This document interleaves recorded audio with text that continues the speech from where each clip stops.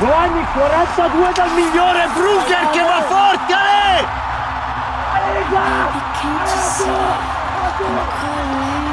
Nummer 9!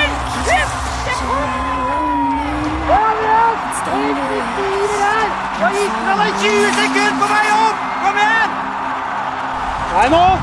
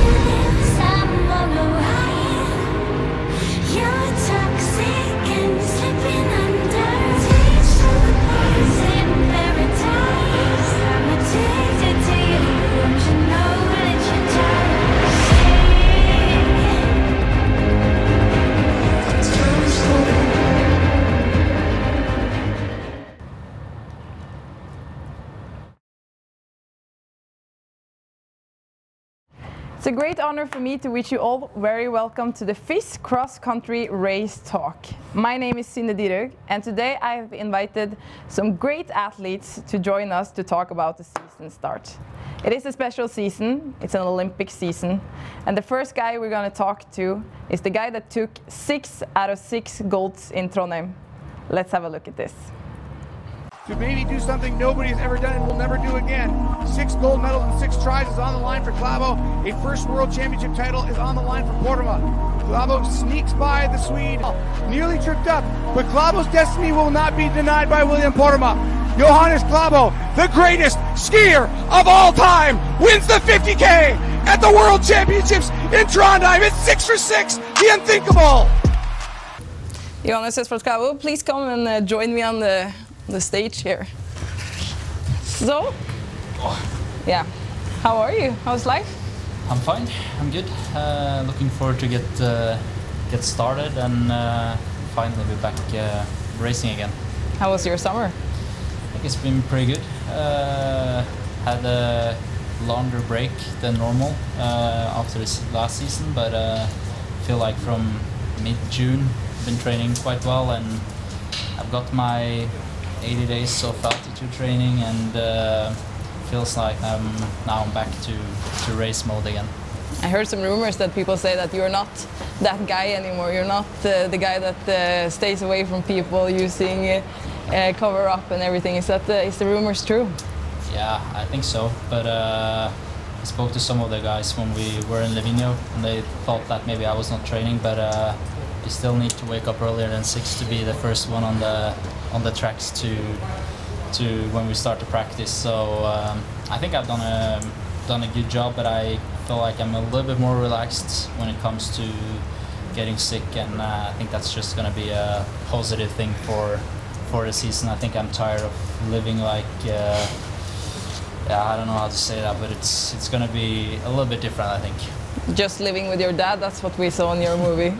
Yeah, that's true. I think my last couple of years has been pretty crazy. I don't recommend anyone else to spend 150 days a year with your dad in an age of 28.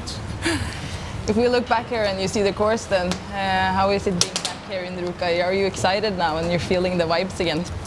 I really am. I think it's good now to be back here. Ruka was one of the first stage or places I was able to compete in the World Cup. So I think this is my 9th year here. So I'm not that young anymore. Turning into veteran. Yeah, I know. But it's cool to see that it's snowing a little bit. I think it's going to be quite challenging conditions tomorrow. And what is also quite cool is that it's. I feel like I've been here so many years now, and I think today was one of the slowest conditions I've skied on. So tomorrow, but one thing is for sure that the tracks here is always brutal, and it's gonna be a tough race when it comes to this Finnish woods. I feel like it's kind of Evo's place, so we'll need to work hard to be able to fight up there. Ruka, Ivo hushing and throwing poles again. Is that what we will see? Hopefully not, but I don't know if he will do that if he is outside of the podium. But we'll try to give him a lot of fight tomorrow, and I'm gonna do my very best to be able to do that, and then we'll see how it goes. And 98 victories you're standing with now. 100 is the milestone there. What do you think about that? Yeah, I think I promised you the terrible jump when I get to 100, so maybe I'll just leave it on 99 and just Quit? Second places from now on. But no, I think it's cool. I'm really privileged that I'm able to still compete on this highest level, and I love racing, and I love to be a part of the skiing community here, and I think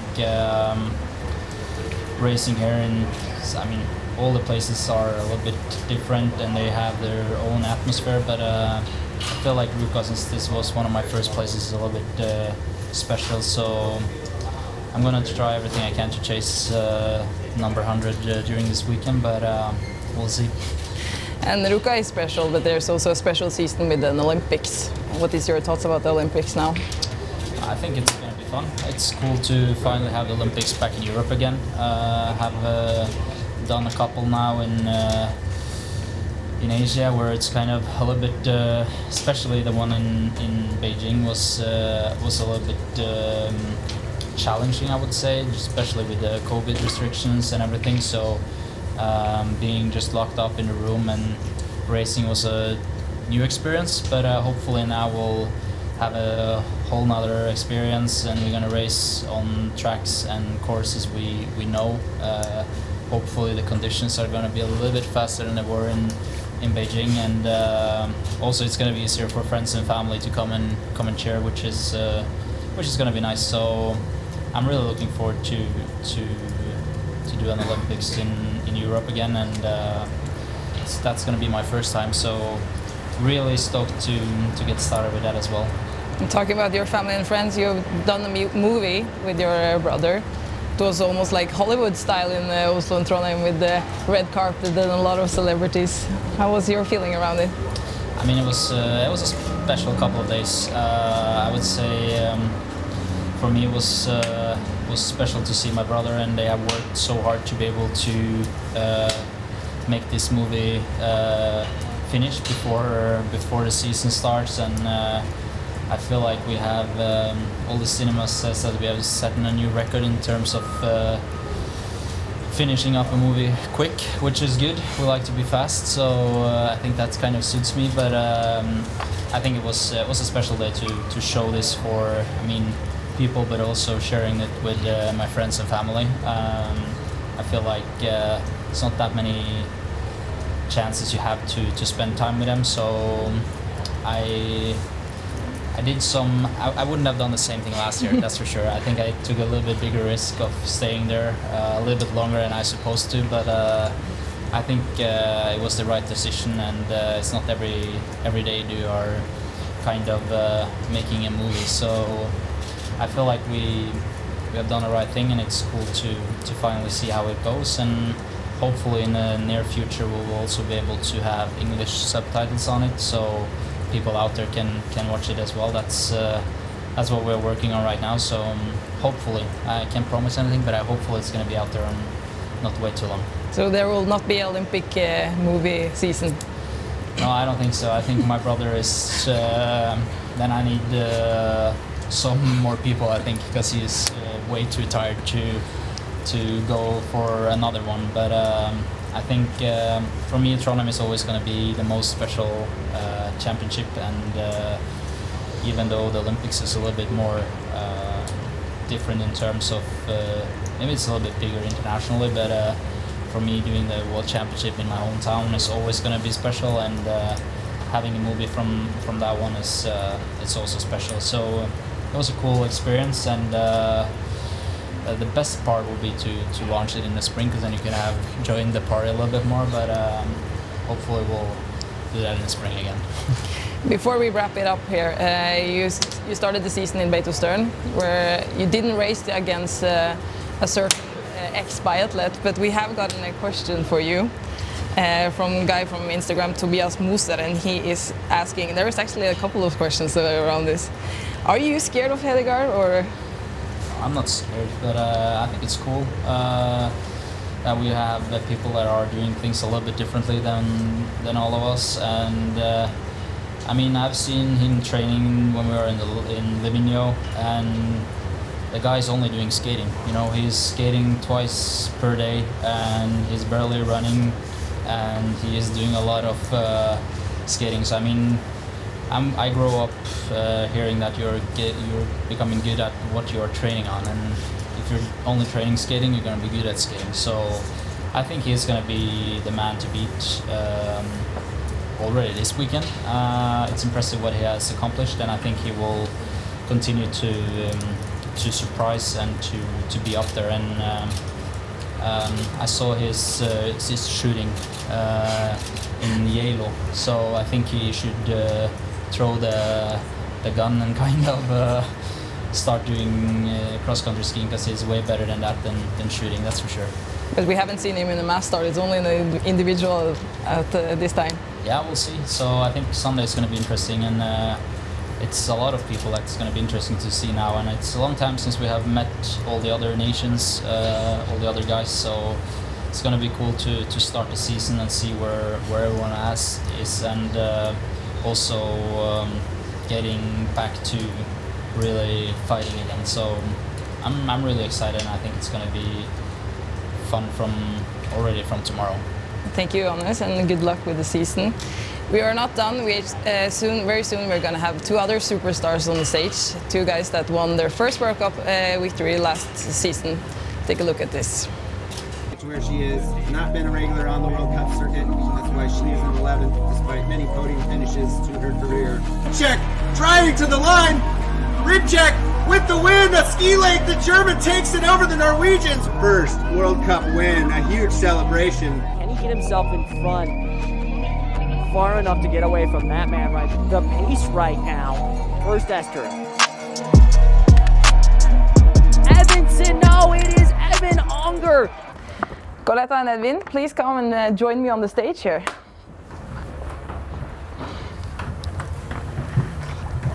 Welcome. Hi. Hi.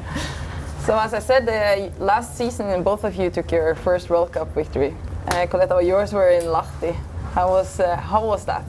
It was amazing. I think the whole weekend was like a little bit of a dream for me. So came a little bit unexpected for myself, but I enjoyed it pretty much because everyone was there, and like the next day with Laura as well was like whole perfect weekend. And also your brother was there to celebrate with you. Yeah, it was like it was nice because he had his not first World Cup victory, but first victory since a long time here in the Ruka at the first day, so it was like kind of full circle moment. And it was great to have some of my family there, and to have the joy together. It's better to not be like happy only by myself, so that some people are there to celebrate with me.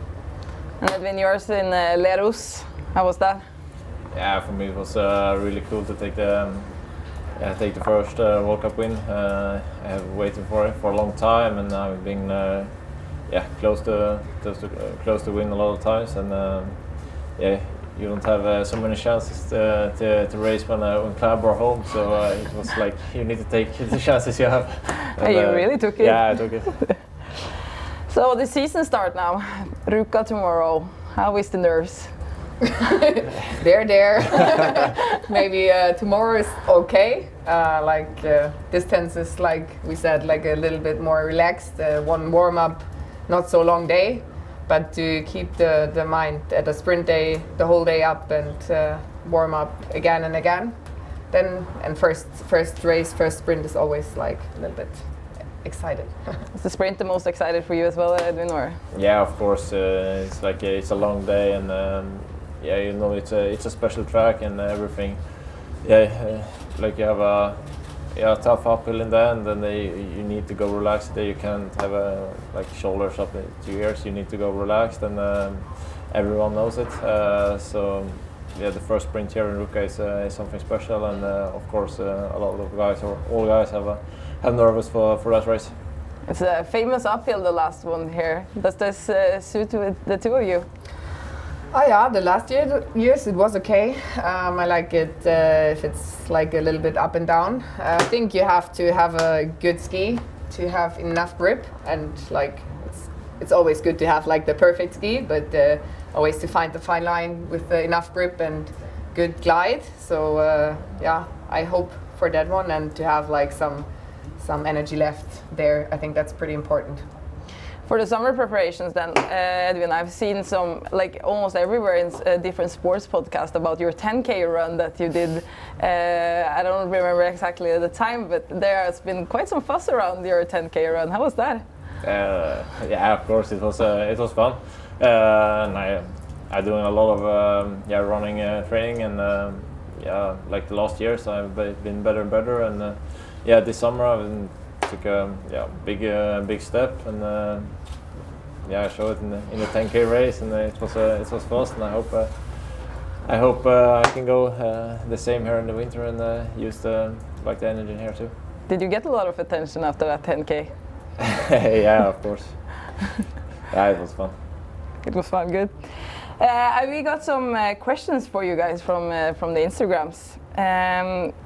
Clara Guggenberg, she's asking, what is your favorite summer training then? Is it running or? Yeah, I would say running. And you, Coletta? Hiking. Like to be up in the mountains and enjoy that, like in front of my home. So that's, I think. I see a lot of your girls, your team girls. Yeah. That you guys do a lot of hiking. Yeah, yeah, yeah. It's a mix. Yeah, you can have a long day up there, like, and training. 6 hours training feel maybe not then like 6 hours roll skiing. So I think that's a good part to train the body, and it's okay for the mind. And I like to run as well, but I'm not as a good 10K runner. I'm more a sprinter there as well. And we also got one more extra one for you, Edvin. Who do you see as your biggest competitor? Yeah, Klæbo. It's the easy one. Yeah, it's the easy one. Yeah, you said it for 5 minutes. I have 98 wins, and yeah, that's quite impressive. And you have one now, so now you Yeah, started. I have work to do. Okay, thank you guys for coming, and I wish you both very much luck for tomorrow. Thank you very much. We are not done yet. We still have two podcast guys that are coming up. The two podcast guys, Mika and Jimmy, have now started they started the Skirious podcast 2 years ago. But today they're taking another step. We're going to talk more about that in a minute. Motion too of coming up, for these Swiss racers, they're racing in front of their hometown crowd. The rest of this group, James Clugnet of Great Britain qualifying 19th. They're using what helped him get his first podium last season on this course. Emerging at the front of the field is Mika Vermeulen, the Austrian. Then it's Mika Vermeulen. Not a win, but it is his second career podium in FIS Cross Country World Cup history. Today, and Mika Vermeulen. Jimmy and Mika, please come join me on the stage here. Yeah. You know what? We're applying ourselves here. Yeah, we're gonna try not to swear too much. Should we start talking about podcast or skiing? What skiing? What is that? What is that? Nah, let's talk about podcasts. We like podcasts much more than skiing. But you know what, Mika? They invited Coletta, Edvin, and Johannes because they're good at skiing. Yeah. And then they invited us because we're funny. That is basically what happened. How does that feel? Yeah. I mean, there's basically two things you can be, right? You can either be like insanely good in skiing, professional, do all the right things, or you're quite funny, but therefore not so good in skiing. Yeah. So we kind of went down that road, but I mean, we're here, so. But every sport needs someone funny. Yeah. Yeah. Yeah. So where did the idea of the podcast come from? Jimmy, you can start. Yeah, I think it's just me and Mika just love talking lots of crap. He's trying so hard to not swear. Trying not to swear. And so we're just talking every time, and we're like, maybe people are actually interested in what we have to say. So then we decided to record a podcast, send it to a few friends, and they were like, oh, this was actually quite entertaining. So then we made an episode, and then it kind of got a bit viral, and then we're like, oh, but then we have to post the podcast every week now. And so we've done this for the last 2 years. And now we're like, okay, we're gonna take it to the next level. So we got a partnership with FIS, and then we try to professionalize the show. And I think it's pretty good actually now. And how is that going? Better than skiing, so that's a good thing. No, it's just like Jimmy is saying. This is actually such a cool chance for us now. With this, we just get the possibility to help our sport promote. And help promote our sport. Help promote our sport, yeah. I'm kind of, yeah. We did a podcast yesterday, so I've talked a lot yesterday, so today's a bit tougher. But I'm excited to be here, Sina. Yes, that's good. No, but you say that help to promote your sport. What does the cross country mean to you guys, and why did you start this? Like everything, no? Yeah, I mean, I think the thing is we're so used to being in like the World Cup circuit, and it's kind of like there's so much fun stuff happening, and we laugh all together. But we realize that the people watching us on TV, they don't see that. They don't see any of it. And when we started talking about it on the podcast, people were like, "Oh my God, this happens and this happens," and we didn't know about it. And we're like, "How do you guys not know about this?" So I think that's kind of what we're trying to show is like, okay, we're not just people on TV that have no personality. We're also kind of. Also, it's funny that she asked you how you feel about skiing, and now you talk about why we're doing the podcast. Yeah, I was just no, like how you feel about. I thought the question was how you feel about showing who we are, showing who we are. The question was how do you feel about skiing? Yeah, great. And yesterday you had the first podcast of the partnership, we can say, and it was with Yasmi. How was that? Yeah, it was really cool actually. It was super interesting as well. Yasmi's gone down a path which I wouldn't call like standard Scandinavian Finnish skiing careers path. She's been to college in the US, which is usually for, and this is no disrespect to the college circuit in America, but for the average European skier, that's like kind of a, all right, you know what, I'll just enjoy skiing and I'll just go on college parties all the time. But then instead of going to college parties all the time, she actually became quite good in skiing. So we've talked about that, talked about her season and her winning the overall sprint book last year, which is quite impressive, I'd say. And yeah, I think it's a good podcast, to be honest. Yeah, quite informative as well. Not like the most banter funny, but actually super informative, which also sometimes is very interesting. Is it difficult to find out new topics to talk about, or is it just happening? Honestly, we just record ourselves talking like we're talking to a group of friends, and actually Yasmi's super easy to talk to. She's not like the standard Finnish guy who's like, the race was medium. So she's super outgoing and super fun. So it's very easy to talk to, and honestly, it's kind of the same as a normal discussion we'd have around a dinner table. So. Good. And we actually learn lots about the people we have on the podcast. That's the cool thing actually about it. Like we either there's two kind of podcasts we do. We either talk shit with a friend, or we get to know somebody with the listeners. So that's kind of the two paths we go down, and I think that's working out quite okay. Maybe you two are the ones that knows the most people on the World Cup by now. I literally just heard a rumor before, then I went to somebody that may or may not have been in this room before and on this race talk before, asked her about it, and she's like, oh fuck, I gave away the gender now, okay. And asked them about, wait, is this true? And then they were like, how do you know this? And I was like, it's the podcast. Yeah, podcast effect. So who has been your favorite guest over these years? Two possible answers. But also one possible answer is we love everybody that comes on the podcast because we're political very correct and we stick to the political correctness thing. And then also Kiko Pellegrino. The Italian. But Remy Lindholm was also Remy a good one. was insane. Because he was very Finnish in the way he talks, but he kept it funny. So like, even though it was one word answer, it was one funny word. So then it kind of made it a good podcast, and it was like early at the start. It was like second or third episode, so that was one of my favorites. But also, to be honest, every podcast literally has something for itself. So there's obviously sometimes conversations come a bit more difficult, and sometimes they come very easy. But I just love arguing, and I love arguing with everybody and all the time And then about Kiko is the everything. perfect guest. And Kiko does the exact same thing, and we agree on nothing, and it's great. I love it. Maybe that's why I didn't choose Kiko, because basically when it's an episode with Kiko, it's just Mika and Kiko arguing, and I'm just like, okay, trying to intervene, but not happening. But Sofia Laukli was the one that got the most attention, wasn't it? Oh, Yeah. as a person, she definitely got the most attention after it. Yeah. Or She the was- media attention, that we can yeah, say. That was That's what I mean, That was yeah. another Yeah. thing. Like we just talked about her, and then she said some stuff that everybody knew, On the World Cup. but nobody knew outside the World Cup. So a And little bit like you talked about in the Yeah. beginning, yeah. Sometimes people forget that the people racing here and that you watch on television, they're actual human beings with their flaws. And some are more perfect than the others, and some are very successful doing one thing, and others are very successful doing another thing. And I mean, for us, it was no secret that Sofia likes to party every now and then, or liked when she was younger at least.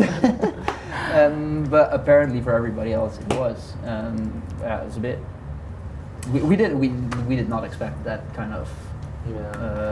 No, because you got a lot of media attention around this, and this has also been, especially in the Scandinavian news, your podcast has been picked up a lot and written about. How does that feel? Yeah, I think it's just the really gossip sort of popular newspapers. They absolutely love us because we love them as well. It's like a mutual relationship, you know. So they Sometimes they even feed us rumors, you know? Yeah, they'll send literally. us a message and be like, oh yeah, have you heard about this? So you say on the podcast, like, cannot say who it was from, but Exactly, yeah. We actually got a question from Omino, who is asking, Klæbo joining the podcast anytime soon? Is he good enough for the podcast? I don't know, yeah, maybe. What do you reckon? I don't know, maybe. What do you reckon, Jim? what do you think, huh? A little mysterious there. Yeah. But maybe people just have to wait and see. Okay, we'll wait and see. We also have a question from a guy I think you guys know, Seve de Campo official. What is Mika's guilty pleasure? Is asking. That's also like such a typical 70 Campo question. Yeah. TikTok I'm scrolling. Yeah, but that's not a guilty pleasure. That's just something everybody does. I just kind of do Phoning it me when you're on like, the toilet. Yeah, that I do. Actually. Yeah, that's Mika's guilty pleasure. Yeah. Finding inspiration to the Also, podcast. I'm gonna say something here, and this is the only place where you'll ever hear it. Every now and then, this is only very seldom. Every now and then, I watch a biathlon race. Ooh, That's his guilty pleasure. maybe we have to cut this one out. But thank you guys for coming to the Race Talk. The new podcast is uploaded, so it's ready to listen to, isn't it? Yeah. Yes. On any platform, and remember to subscribe as well, because then you won't miss any episodes. And since you're gonna have an own outro, we want to have our outro as well. Your self-acclaimed #1 Nordic skiing podcast, Curious Problems. Like and subscribe.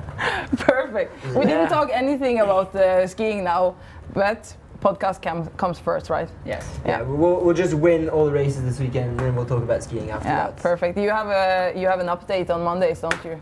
Yeah. Sunday evenings. Sunday evenings. Curious Debrief. It's curious. Check out that as well. Yeah. Yeah. Well, then thank you guys and good luck tomorrow for you. I don't know. Tomorrow? Saturday for me. Saturday for Jimmy. Thank you guys for listening in. It was a pleasure having you guys. And as the boys says, you can now hear the newest podcast on Spotify and FIS TV and on YouTube. And I hope everyone tunes on TV tomorrow, 11:30 on Finnish time. Then the first race of the season starts. Thank you so much. Today, over 150 World Cup starts to his name. 1K mark. Can he build on his 10-second lead he had at 6:10? 1K. So exciting to do it on the home snow. The snowflakes falling. The crowd goes wild. He looks to the scoreboard. He is number one. Number one. Mic drop.